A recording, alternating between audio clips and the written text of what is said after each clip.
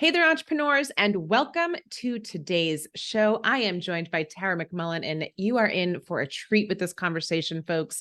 Buckle up. She is a writer, a podcaster, and producer for over 13 years. She's studied small business owners, how they live, how they work, what influences them, and what they hope for the future. She's the host of the What Works podcast, which is all about, which I absolutely love this topic, navigating the 21st century economy with your humanity intact.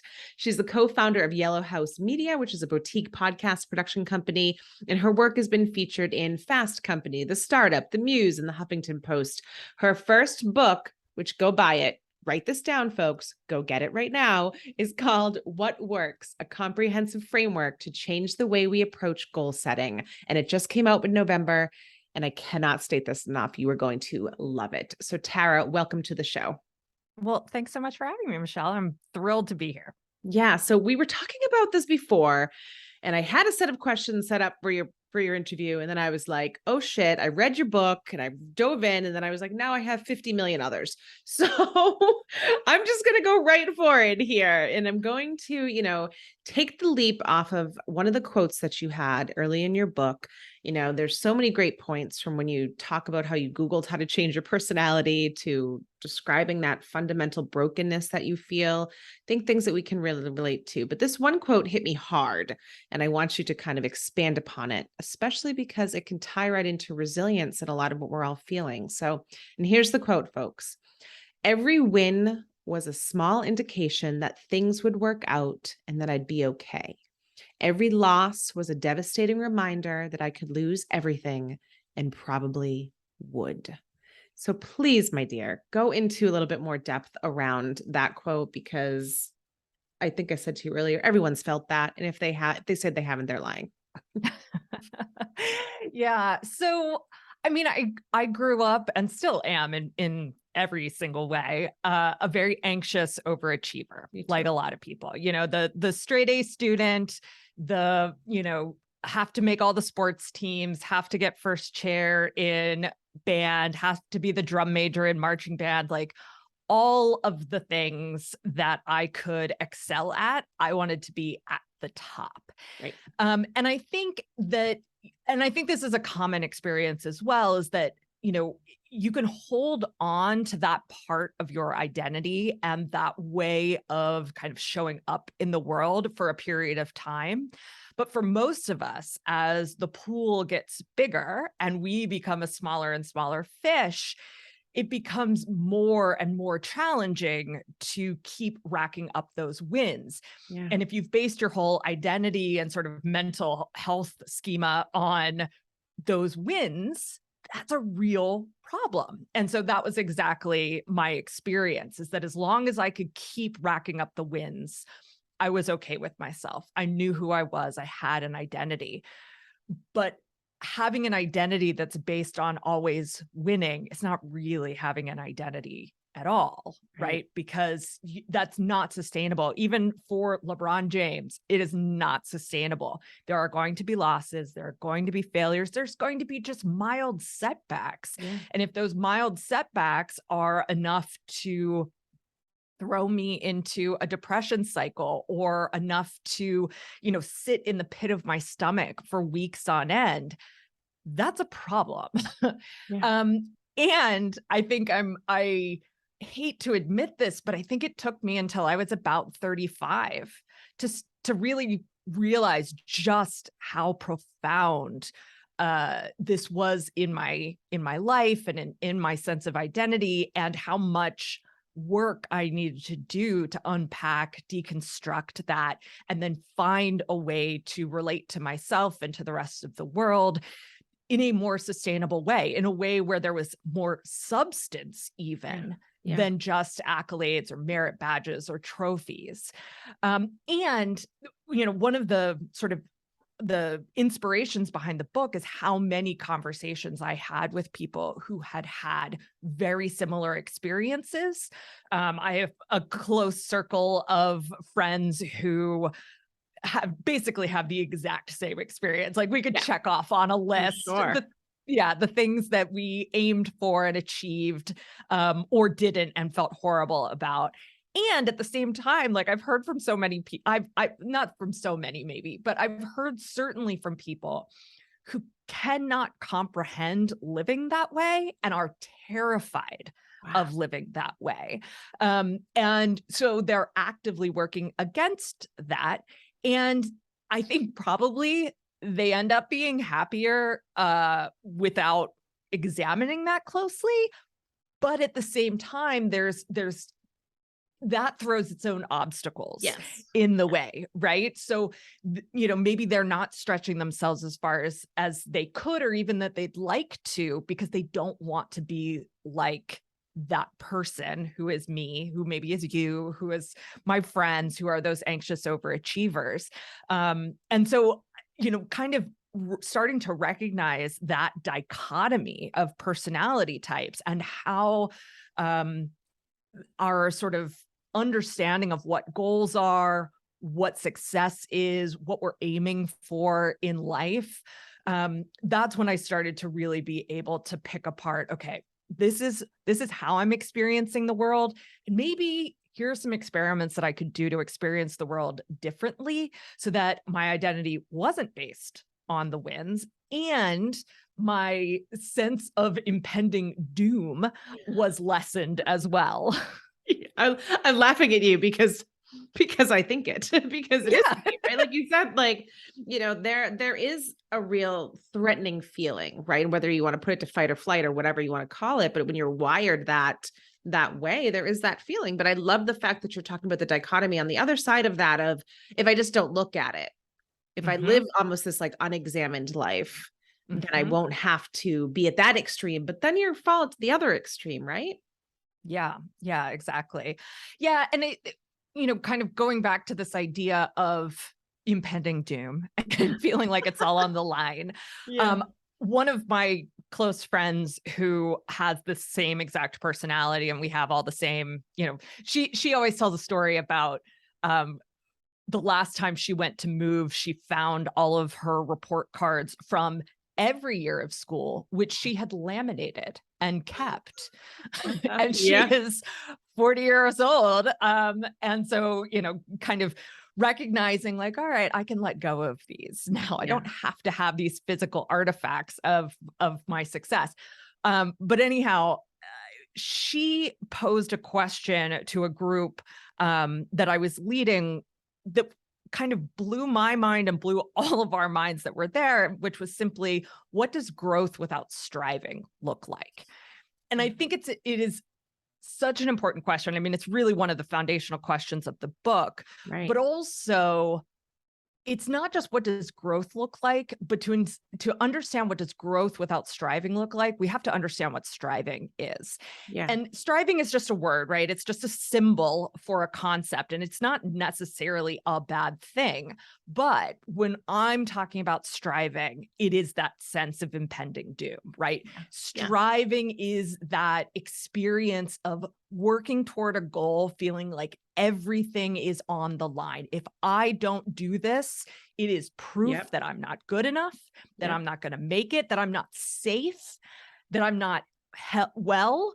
And that is a huge burden to bear. And one I think that we're so accustomed to, I'm so accustomed Yeah. to, Yeah. that I didn't notice it was there for the first 7/8 of my life. Yeah. Yeah. I mean, and I hear it a lot as a coach. I hear it a lot from entrepreneurs, right? Because their value can be so tied up in the success of their business, right? And it's impossible for your business to be successful 100% of the time, every single year over year, all the things, right? So I feel like that is a very tough lesson for some of the entrepreneurs out there to learn, is that you will be okay. That impending doom needs to at some point stop, or else your business will not grow, right? Yeah, absolutely. Absolutely. Yeah. And I think, the thing about being an entrepreneur is that the signs of success are so quantified, Yeah. Yeah. right? Yeah. So we can pull up the P&L, we can pull up our bank account, we can pull up our sales reports. And we can literally go line item by line item and chalk up all those successes. We don't have to wait for the next Girl Scout meeting where we get the next merit badge, right? Yeah. It's right Yeah. there all the time. All of those metrics of success are literally numbers in a spreadsheet. And that makes this component of entrepreneurship really sort of extra fraught and extra heavy.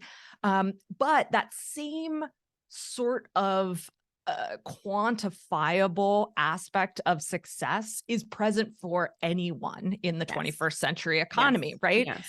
We see everything through the lens of the market. And so even when we're not looking at our P&L, there's still a sort of cost benefit analysis. There's still sort of a valuation of worth based on the numbers that we can find or the numbers that we can assign to what we've just done, what we've just created, what we've just lost. And so that has the effect of making us feel like success really is black or white, up or down, when in fact it is, of course, it is not. We all know this. I'm not saying anything anyone doesn't know. And we don't have that lens because everything is so quantifiable. Everything can fit in a spreadsheet, and it makes it really hard to have a nuanced, holistic, values-driven perspective on success.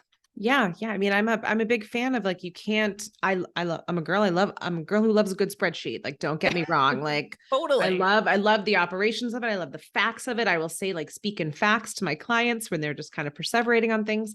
I agree with that, but there has to be, like you said, it's not black and white. Some of it is, but really life itself is not, right? There's parts that are, parts that aren't. Most of it's in the gray. And if you can't kind of decide which phase that you're kind of floating in that moment, that's where you run into trouble, right? Yeah, absolutely. So this is why I talk about the difference between achievement orientation and practice orientation, because achievement orientation really reflects that super quantifiable perspective on success. So even if it's not a number, it's other kinds of milestones, right? It's getting married before age 30. It's having your first kid before age 35. It's getting the promotion by this time. It's getting this salary, et cetera, right? It's your kids going to a particular type of school, making a particular sports team. It's all of those things that we check off as milestones, as proof that we're on the right path. And I think, again, a lot of us who grew up as pretty anxious overachievers have that. I'm achievement oriented, and we wear it like a badge of honor. And it can be, and it can't be the only thing. I love achieving things. I love making things. I love stretching myself. And I've found that when I don't put my eye on that achievement, but instead I put my eye on developing a sustainable, daily, regular practice of something, then I'm a lot happier on a day-to-day basis. I'm a lot more satisfied. And I'm also able to better articulate where I do feel like a success in my life, where I do feel like I am living up to my potential without having to have that achievement, that merit badge to go along with it. Does that make sense? Yeah. I mean, it's coming from the internal, right? Rather than the external, right? Like you're validating your worthiness, you're validating your here-ness from that feeling of what you're experiencing as you go through the journey, because if you can count on the journey and you can count on kind of those steps that you're taking to achieve it, that you are automatically growing no matter what, right? As you're moving through processes to achieve, you are growing, you are moving forward. There is that sense of, you have it accomplished while you're doing it instead of when you get there. Yeah. And I think one of the other things about achievement and sort of achievement oriented growth is that it tends to be the kind of growth that drives us apart as human beings, as opposed to the kind of growth that brings us together, right? So when we're looking at achieving things, we're often imagining ourselves on sort of life's ladder, right? So, or the corporate ladder, or the entrepreneurial ladder. There's all sorts of ladders, all of the ladders. And so every time you ladder up, you are distancing yourself from other people, right? Yeah. Within that paradigm, within that framework. And so I would much rather sort of direct and orient my life toward a kind of growth and a kind of practice that helps me connect more with my community, with my family, with my close relationships. And that really requires breaking down the value of achievement in my life. Yeah. And when achievement happens, cool. When I get a new byline, when the book comes out, when all of these different things, those are great things that I can celebrate. And they don't have to be the guiding force in my life in a way that separates me from other people. Yeah. It's almost like you're not climbing the ladder upwards or downwards. You're going out. Right. Yeah. Or I have friends that say like, I want to go deeper instead of wider, or whatever you want to, however you want to say it. Right. Because you're exactly right. Like, the reason why these achievements are there is purposely to set us aside from other people. That's the whole reason. Like, why else, like the A students versus the F students? Like, it's a very us versus them. We could have a much bigger conversation around society as a whole and the government and all sorts of things, which you talk about in the book too. It is one big, huge practice of them versus us, when we can instead just go, oh, all of us together. Let's all do the human thing and look around at one another and appreciate the skills that everyone brings to the table and move ourselves forward collectively. Crazy thought, Yep. right? Crazy thought. So then talk to me about, we were just kidding around before this, but, the new year is coming. Please give me your 2 cents on all that stuff, friend, because the new year, new you, I feel like it's just another mechanism to divide and to make people feel less than. Yeah, it completely. And it's a complete perfect segue from what we were just talking about. So yes, new year, new you is achievement orientation par excellence, right? Yes. It is that idea of, all right, these are the rungs on the ladder that I want to climb this year. Yeah. And one of the things that I talk about in the book is how often the goals that we set as part of that new year, new you, or just New Year's resolutions in general, those goals are often about overcoming difference. Right. So I'm an autistic person, and for my whole life, I have been setting goals that I now recognize were about overcoming the different ways that I do things than the, say, neurotypical person does. Yeah. And, so it could be a disabled person trying to or a chronically ill person trying to live and work the way someone who is not disabled and not chronically ill is, right? And because our society presents these kind of quote unquote normal standards for what productive work looks like, for what productive homework looks like, for what productive relationships look like. But normal is a lie. And striving towards some ideal of your new year, new you persona is largely and most likely papering over differences that you possess that make you who you are and make you truly uniquely valuable in our society. And when we can learn to work within those strengths and frankly within those boundaries, right? And recognizing those boundaries, recognizing those limitations, and choosing to do something that doesn't look like what everybody else is doing, choosing to do things in the way that works for you, then that gives us a much more self-affirming way of directing our growth, our exploration, our experimentation on a day-to-day basis. And so for me, that's how I like to approach the new year. What is it that I'm going to explore this year? What is it that I want to put my energy into? And how does that impact and influence all the different corners of my life, instead of trying to set a specific goal to run faster, lose weight, make more money, whatever. Yeah. And I think it allows you to have a level of acceptance for who you are too. Yep. Right. It allows you to say, this is who I am instead of this is who I strive to be, because you can't you can't move forward or up level or whatever you want to call it if you don't even know where your baseline is and you're not really solid in that baseline. I see it all the time. Coaching world, there's like a bajillion of us.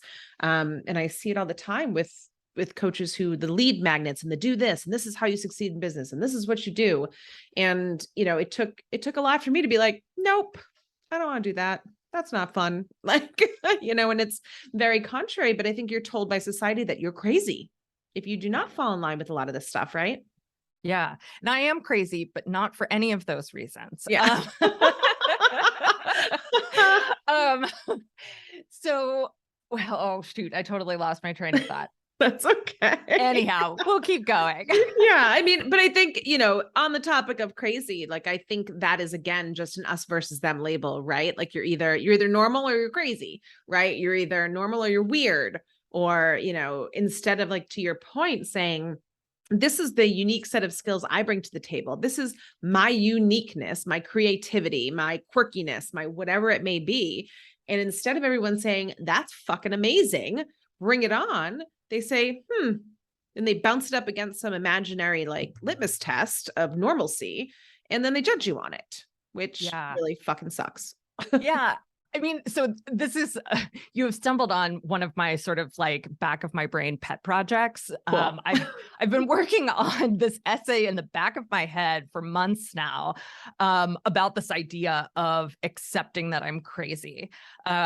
Because story time, where I went to high school, it was Harrisburg, Pennsylvania. So the capital of Pennsylvania, but it's a fairly small city.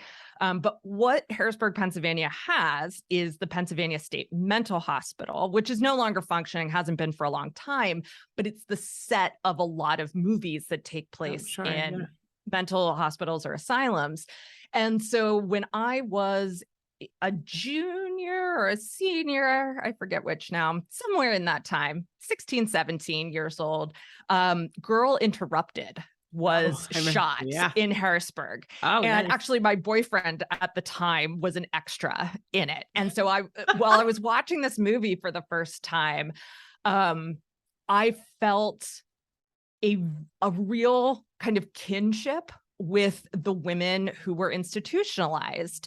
And not in that I was suffering from the same things that they were, but in a way that I felt like, there's a multitude of scenes in the movie where you sort of get the idea of the outside looking in and judging the women who are institutionalized as different, as outside of the normal. And that felt super familiar to me in a profound mental health way, not just in a, I'm worried about people judging me, but in a very specific, profound mental health way. And so I've been thinking about sort of, seeing that movie there, and there were other media as well at the time in the 90s, where, kind of crazy was positioned as this kind of scary other. And I guess it's always positioned as a scary other. That's not anything unique to the 90s. Right. But I definitely learned a particular lesson from that, is that if I am that, then I'm not right. I'm not okay. I am broken. But the problem with that then is that I deferred real mental health treatment for years because I didn't want to admit to being broken in that way. And so, so the essay idea has to do with like literally identifying with being crazy and using that as a way to say, you know what, there are some very regular things that really trigger me, that really can throw me into a complete spiral. And those things have to be either off limits to me, or they need to be something that I warm up to and then kind of decompress from. And I need a huge margin around those activities. And coming to terms with that has been really challenging, because a lot of the things that are highly triggering for me are things that I should quote Should. air quotes for Yeah. anyone Yep. listening, should be doing to achieve, XYZ level of success. Yep. And I've had to say, oh no, when I do those things, I get sick. Yeah. And when I don't do those things, and when I focus on the things that make me feel really good, I don't get sick. And I will have a different level of success or a different type of success. And you know what? That's fine. It's fine. Yeah. Yeah. No, I feel like what you just described, like so many more people are probably secretly in the same boat as what you just described as they are openly, right? Like there are probably way more things that trigger people if they actually admit it than that don't.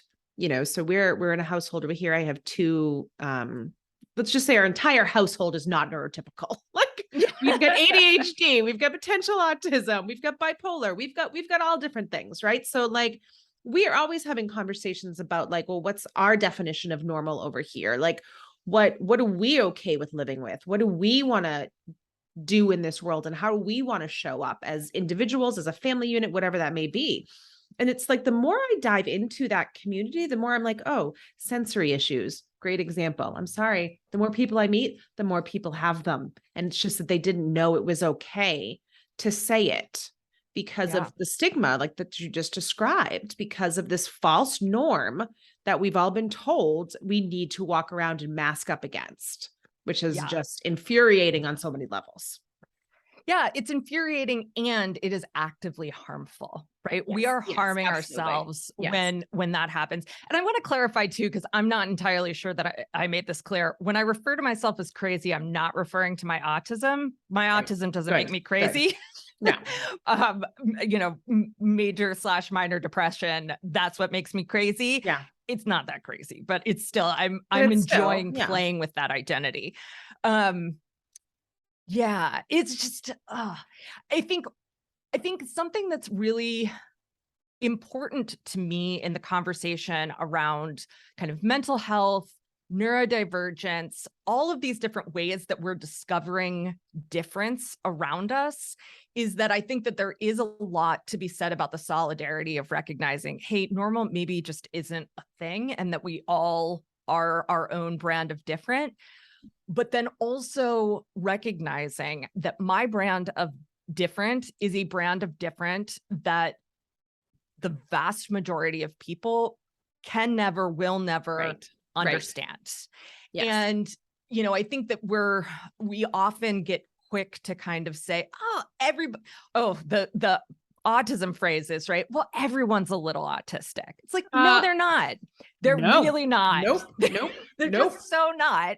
Yeah. And so I'm grateful for the number of people I now know who are also autistic like me, or also take a lot of depression medication, or are on antipsychotics, or whatever it might be. Yeah. And I recognize sort of as within the autistic community, it's very clear people experience things differently. And so never taking that for granted, that just because there is that solidarity of the community, that we are living each other's experiences, because we're just not.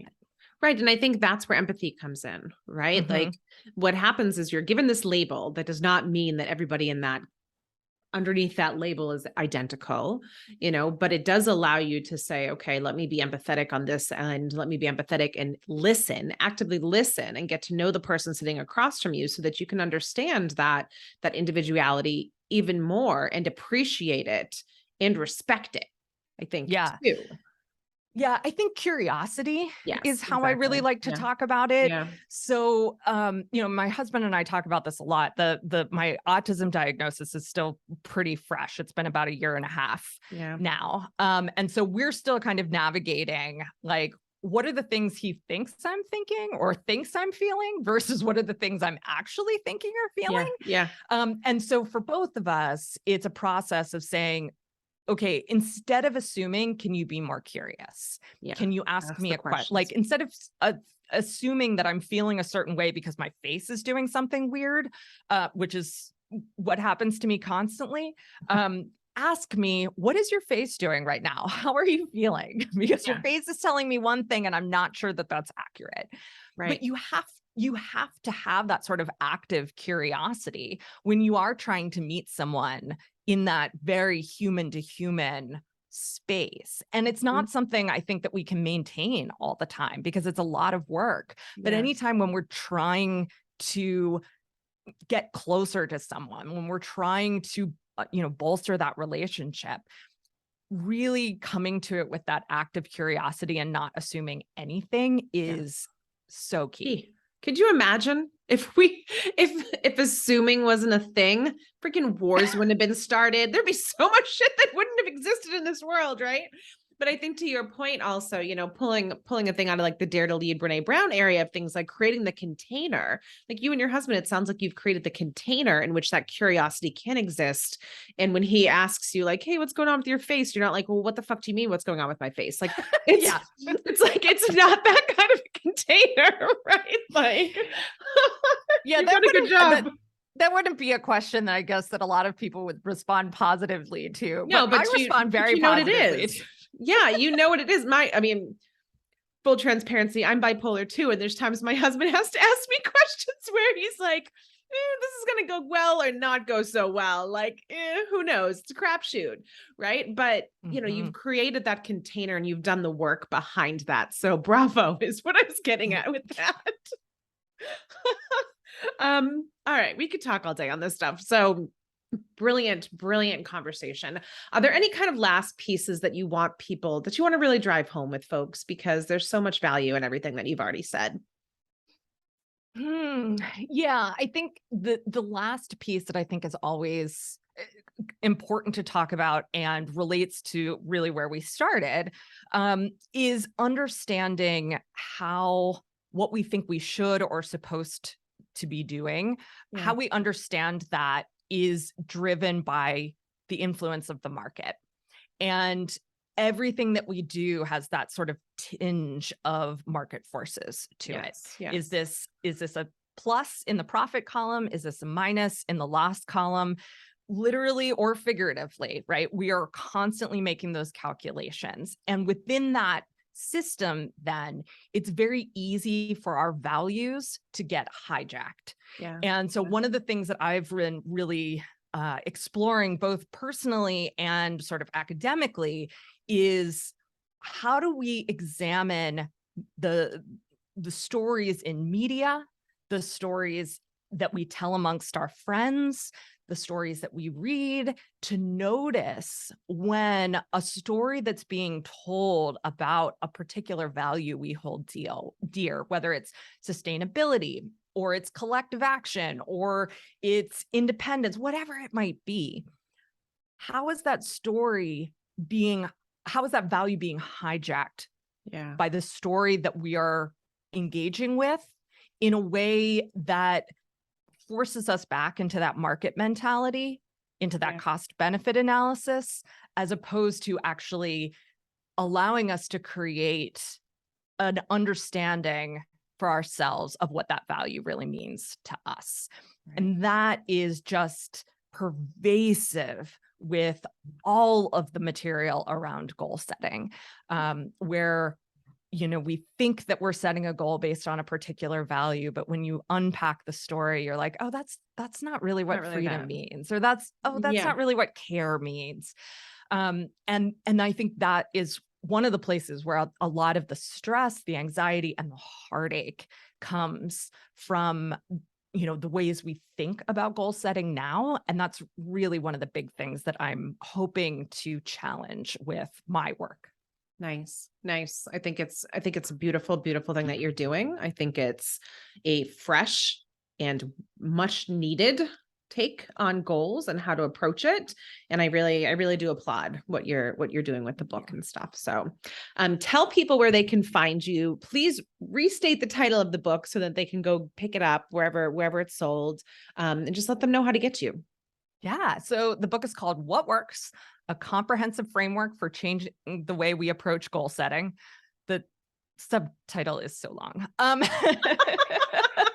That's what happens when you publish a book with a kind of academic press is they give you a very long subtitle. Anyhow, it's available wherever books are sold. It's on Amazon, it's at Target, it's on Barnes and Noble, whatever. Or you can go to explorewhatworks.com/book. And I've got all your links in there for wherever you'd prefer to buy it, including your independent bookstore near you. Nice. And then where else you can find me is at explorewhatworks.com. I write a weekly newsletter there, and I host the What Works podcast, which you can find wherever you're listening to The Resilient Entrepreneur. Awesome. Awesome. Well, you know what? Thank you so much for this conversation. It's been a pleasure speaking with you today. Well, thanks, Michelle. It was wonderful.